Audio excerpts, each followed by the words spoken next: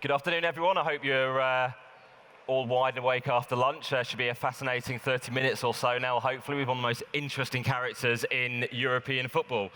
Bruno, good afternoon. But I'm not blonde. No. So that's Let's start with that. And my wife is more beautiful than Trump's. Yes, you just called the... So I don't understand. Yeah. But okay. You've had a very interesting time at Sporting. You took over as president in quite difficult times 4 years ago. Could you just explain just how challenging it was, the finances of the club when you took over, and how you've worked to try to maybe make the club great again?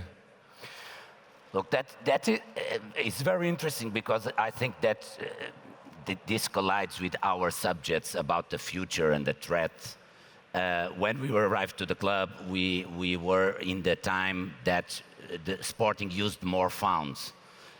We had almost all the players were owned by funds for TPO. So we had a lot of problems. We have more than 500 million in debt. So that was not the way. The way was to improve our academy even more, to go stronger with our voice and our status, because we were a club that was leaving the stage, and that is not good. And we needed to show that it is possible to make money in football. And we started to work very, very hard, and we changed in the first year a lot, because we cut it half the costs, but we achieved the second place in the championship. So we went directly to the Champions League. That was something that we wouldn't go, I think, for 7 or 8 seasons. We improved the money to a debt of something like 240 million. It's a lot, but it's better than 500 million. We get again our players back. We bought them, and we started again to have all the players. That was very, very, very good for our business. And we started to have our own ideas, our own values for football, for the market, for things like TPO. I was one of the faces that was against TPO. I was one of the faces that wanted the video referee assistance. And I remember everybody thought that I was crazy because it was not possible to introduce new technologies because football were going to change and is going to die, because it's very good to speak about the referees every week, and that if TPO didn't exist, the clubs were going to die. So it's very good to be here after almost 5 years to see Sporting in the way that he is now, a well-spoken club, not only in Portugal but worldwide, and that we are in a very stable financial situation. We didn't win the title yet, but we are in a good place to do it this year. So let's continue to work. But usually what I say to people, it is when we love something, when we believe, when we have the capacity, and in football, when you are a little bit crazy, you achieve your goals. And for those who don't know, TPO is third-party ownership that was outlawed by FIFA, where various investment funds could own parts of players. And you fought some pretty tough battles with big institutions like Doyen Sports over Marcus Rojo, who went to Manchester United. You didn't win in that sort of case. Just how challenging was it? And what did you learn about some of the way football is run from those battles that you had to wage? First, I learned that Doyen is not an institution. Because to be an institution, we need to understand what is Doyen, and nobody understands. So the first lesson it is Doyen is not an institution, it's something. I don't know what. How we lose it, it is something that the world of football needs to understand. There is a lot to change, of course, because when you fight with someone or something that even UEFA and FIFA are against, when you don't understand who are the owners, where is the money from, who are the people, you don't understand nothing, and they can win it, it means that football has a hard way to walk, and it's very far from its best destiny. So, as I said it in that day, it was a sad day for football, not only for sporting, it was a sad day for football, because something that nobody knows very much what it is, one, and that is very, very bad. But we are here. We managed to deal with that. Sometimes in life you lose and it is unfair. Sometimes you win and it is unfair also. So we need to continue to follow our beliefs, and if we need to fight this kind of wars, we will fight it. There is no problems. We are in Portugal, the home of the super agent, perhaps Jorge Mendes. You have to deal naturally with agents so much of the time. Dealing with them, how uncomfortable do you find it? Particularly the money that is leaving the game, the commissions. Is that something that you want to tackle? Do you think football should be doing more to clamp down on the amount of commissions intermediaries, agents are actually gaining, and maybe some see as their influence on certain clubs? I have here some figures that I think that they are very interesting for us to understand what we are dealing with. From 2013 to 2016, it was paid 1.1 billion in commissions. We are speaking about US dollars. It is something like 950 million euros. If we put this in a basis of 14 years, in a simple mathematic account, it is +5, it was 3 years. We have something like 4.4 billion in commissions paid, but this is only mathematic. For us to understand, in that 14 years, Jorge Mendes made transfers of 1.2 billion. So, yes, he is a very big agent. Not only Sporting needs to deal, it's a worldwide agent. And when you see that you have a market of commissions for 14 years, something like 4.4 billion, and that Jorge Mendes has business in the same time of 1.2 billion, it is a lot. So it's growing the influence of the agents, it is true. It's growing a lot the commissions. We need to understand that the commissions are growing like the double that they were in 2010. Only the big five has a lot. I want something very, very interesting. It is when we speak about commissions, we are speaking about 2016, England engaging. This is buying 350 million in commissions paid, selling 31 million in commissions paying. So we buy, we pay, and we pay even plus 350 million in commissions. This is the engaging clubs, not selling ones. In Italy, 195 million in commissions in the engaging clubs, not selling. Selling, it was something like 56. So this is growing. This is something crazy, but this is also football. And I think everything is changed, that what it needs to be. I know that England, if we see the studies, don't make a lot of effort in creating their own players. They are more a league that buys players and not form players. But it's a lot of money to pay in commissions. It's a lot of money. And you need to put above the price of the players, of course. And you had a big battle with one Premier League club, West Ham, over one of your players. That was not a big fight. Yeah. It's, to have a big fight, I need to be interested in the fight, and I'm not interested in West Ham, so it was not a big fight. What do you think should be done to actually clamp down on the agent world? You seem to think there is a problem with it, with these crazy numbers. Should transfers be eradicated, the fees? Or, No, I'm not speaking about if it is a problem or not problem. What we need to understand it is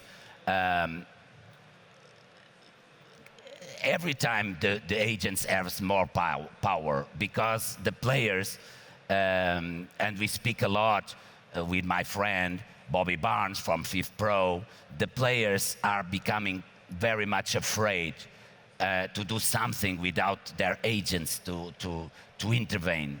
So the question is, are the agents here to facilitate the business, or are the agents here only to win money with the deals?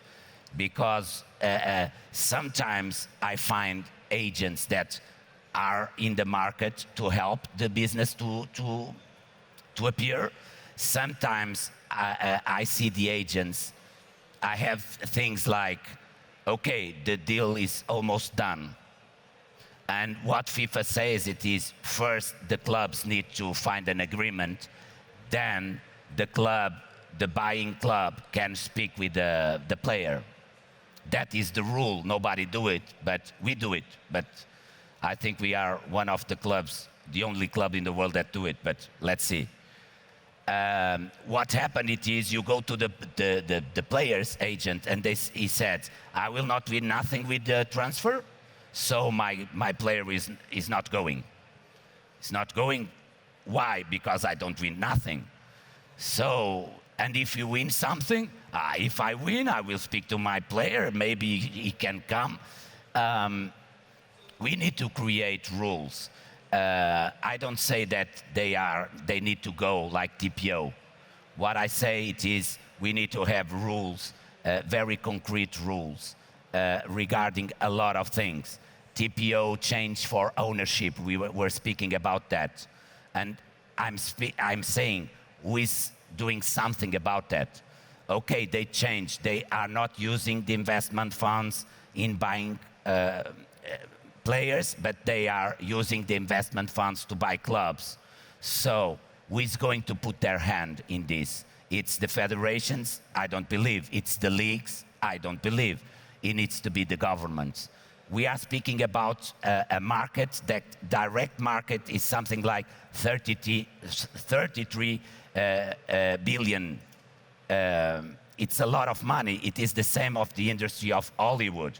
It is more than the famous sports in the US. It's more than all the other sports together. So the governments need to do something about regulating the intermediary agents' part in the deals. It needs to do something about the ownership. You need to understand if that ownership is not making something against the integrity of football. It's that company, that person, owns only one club, several clubs from the same championship, from several championships. Are they playing together? Are they not playing together? And this is one of the fights that I have. I don't believe that we have the capacity to solve these issues, the future of football, in the level of federations and leagues. I don't believe. I think that the governments need to stay present. We are speaking about one of the most important industries of the world. And if this is not an industry for the government to do something, I don't know what it is. And I see the governments every time trying to get away. I don't know if you know, but 19% of the European clubs don't have their accounts public. 90%. So you have a very dark hole in football. And we are speaking in Europe. 90% don't have their accounts public. This is very serious. And if the government continues to whistle and do nothing, I think it's very bad for football. We do see a lot of money coming in, particularly from China, where perhaps we're unsure of the origins. We see a lot of Gulf investment in football clubs across Europe. How do you, as a club in Portugal, challenge, particularly in Europe, against these super clubs in other leagues, these leagues generating far more in television revenue? What ambitions do you set yourself, and how do you challenge against those to find a position in the global game? And where do you see the global game going in the position, particularly for Sporting? Look, you now have something like 44 clubs in the Big Five that are owned by someone. You have 18 different nationalities owning that 44 clubs. The last takeovers, the 10 takeovers, 8 were from China, but you have 18 different nationalities. Every time, I don't understand why clubs don't understand that their business can be profitable. We were the only administration in Sporting that had a full 4-year mandate positive, the only one. And we had positive by making good management and buying good and selling good. We had a record in the revenues last season, something like 170 million. What the clubs are making it is they are forgetting all of this and only trying to attract money from stakeholders, from private people, from companies, from investment funds, and they don't have the capacity to understand that they are going to lose their need for a situation that the fans continues to be the owners of the club, that the fans continue to be proud of their club, because you can be owner of a club and change the colors, the logo, even the names. You have everything in the world. So I'm very afraid when I see a Harvard study that says that 65 to 75% of European clubs are in bankruptcy or near bankruptcy, and 60% of the clubs in the world are in the same stage. I'm very afraid. For me, I want to continue that Sporting continues to be owned by the fans, because that is the essence of football. That is the essence of this market. And for that, I put it and invested a lot in our academy. We are the only club in the world with 2 golden balls. It is Luis Figo and Cristiano Ronaldo. We have a lot of players that a lot of clubs want. It is, you have a lot of English clubs, Italian clubs, Spanish clubs to want the players that we have made and we have still in our academy. And with that product that we have, that we are the best in producing the best players in the world. We have 55 players in the Big 5 leagues. But you're losing them. You're struggling to keep them. Is that the challenge? I still have a lot because of that. Barcelona and Juventus had a lot of trouble, and they have much more money than we have, and they had a lot of trouble to win the game. And now Juventus, it was a draw. So, and even I need to say that the referees were not so good in these games against Barcelona and Juventus. But okay, it's like people say, they want sexy clubs in the Champions League. I prefer good clubs, and to have good clubs, I prefer to see Sporting in the Champions League. I don't understand what is a sexy club, but maybe one day someone is going to show me what is a sexy club. What I want it is for people to understand that in the future, you need to put money in your academies, you need to create talent, you need to realize that it is your business also to buy, to sell, to make your business. You need to engage with the fans in all the ways that you can, using the new platforms, because TV is going to decrease every year their audience, and you need to find ways to arrange money with the fans creating awareness in the world. It is what we do, and creating money through the academy.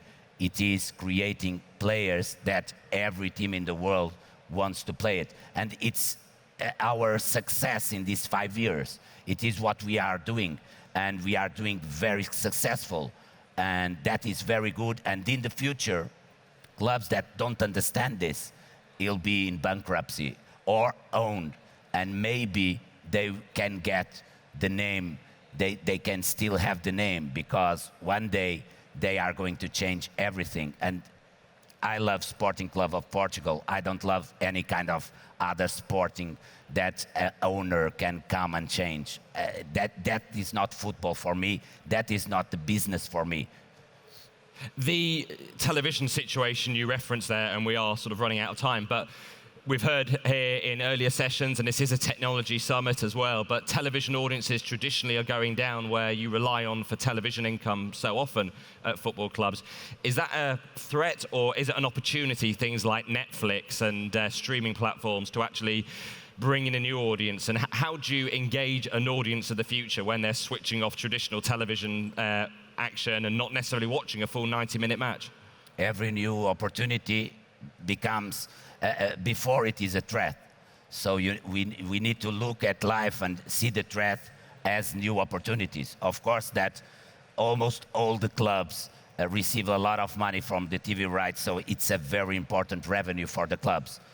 But now we need to look to the web, we need to look to the new platforms, and we need to create forms to engage and to understand that it's very, very simple to get all the world to see your club and to engage to your club if you put money in the digital area and in the new platform area.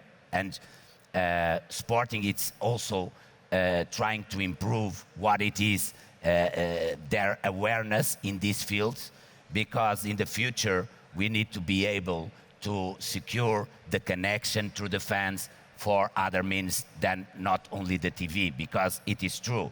I think that we have, and the Harvard study says, more 5 years of this madness, the increase of the market, these figures, everything. But I think that after these 5 years, the ones that are prepared and are connected to the fans from the other sides, from other bases, from other platforms, are going to be the ones that are going to survive. And that is very important also for the clubs to understand. First, to create value by the players from the academies. Second, they need to look to other forms to have revenues in the club, because the TV rights are going up, but very fast are going to come down. And if we are not prepared, the reality is going to be a shock. So the threat needs to become the new opportunity. And I think it is a new opportunity. And we see in this Web Summit that the new technology, it is the future. So we are in the right place for people to start to make networking and start to give money for the new technologies, because it is the future of connection and to create value for the clubs. And what does the future of a football club look like? You do things like you've diversified into Paralympic sports and various other elements to engage the public. Is that key for the future, to safeguard the future of clubs by engaging with your fan base? I'm going to say something very fast. In the construction business, there was one time that people thought that it was very good to put everything in the industry. Carpentry, the aluminium, so the companies became a monster. I think football it's the same. We are creating a monster. We think that we need everything, and in the end, in the future, we are only going to be the club. We are going again to the basis: club, fans, players, revenue. I think in the future we are going to lose this dimension, stratospheric and very strange, and go again to the basic. And the basic, it is the best element for a club, it is their fans. And the best thing to do to the fans, it is to honor their clubs, its history, and to give them more and more value through the club. But because you referred something about Paralympics, I want to give you something, because this is a summit not only to say bad things. Sporting has the second equipment this year is made by the fans. We believe a lot in the power of the fans. So since this year, the second equipment is designed by the fan, and as our motto, our values written in Braille, because we have a social responsibility, effort, dedication, devotion, that is glory. So this is also an innovation. The fans are the base, and equality for everybody, because everybody should be united in this wonderful game that is football. This is for you, Rob. Thank you very much. Thank you for your time.